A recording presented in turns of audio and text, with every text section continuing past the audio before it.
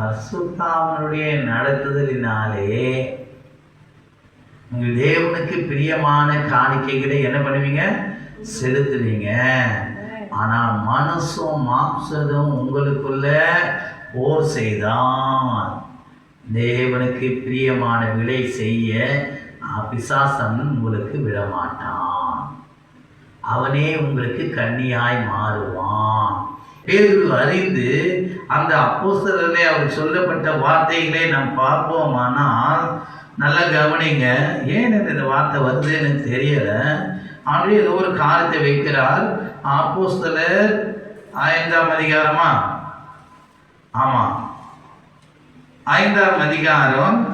அவன் பேதுரு அவங்க கேட்கிறான் 3ஆம் வசனத்திலே 5ஆம் அப்போஸ்தலர் 3:5-3 வாசிக்கும் பொழுது பேதுரு அவனை நோக்கி, அனனியாவே, நிலத்தின் கிரியத்தில் ஒரு பங்கை வஞ்சித்து பரிசுத்தாவிடத்தில் பொய் சொல்லும்படி சாத்தான் உன் இருதயத்தை.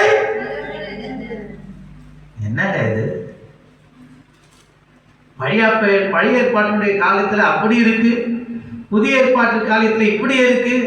அங்க மாம்சம் மனசை விரும்பினதை செஞ்சீங்க, இப்ப யாருக்கு முழுசா அடை கொடுத்துட்டீங்க? சாத்தானுக்கு. அதனாலதான் அழகா சொல்றாரு, சாத்தானுக்கு உன்னை நீ வித்து போட்டுட்டியா?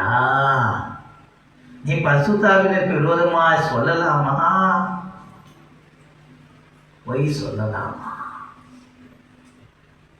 நான் எதுல நான் வஞ்சித்தேன் என்று தைரியமா கேட்கிறீங்களே. ஆண்டவர் சொல்றாரு, தசம்பாகம் காணிக்கையில் தானே என்னை வஞ்சித்தீர்கள். எங்கேயோ போயிட்டு எங்கேயோ வருது. ஆனால் இந்த பரிசுத்த ஆவியானவர் நம்மோடு கூட இருந்தார்னா நாம் மாம்சம்படி நாம் ஜீவிக்காதபடி, நம் மனசு விரும்பினதை செய்யாதபடிக்கு தேவனுக்கு பிரியமானவர்களாய் நம்மை மாற்றுவோம். நம்முடைய விண்ணப்பங்களை ஆண்டவருடைய சமூகத்திலே அது ஏற்றுக்கொள்ளப்படும். இங்கே இரண்டாவதாக நாம் பார்க்கும் பொழுது இந்த பரிசுத்தாவுடைய ஒத்தாசை கொண்டு மாம்சத்தின் விரும்பினபடி நாம் செய்யாதபடி தேவனுடைய சமூகத்திலே நம்ம விரும்ப மனசு மாம்சம் விரும்பினதை காணிக்கையும் தசம்பாகம் போடாதபடிக்கு ஆவியானுடைய ஒத்தாசை கொண்டு இருந்தால் நாம் தேவனுக்கு பிரியமான காணிக்கைகளை தேவன் என்ன பண்றாரு? ஏற்றுக்கொள்ளக்கூடாது.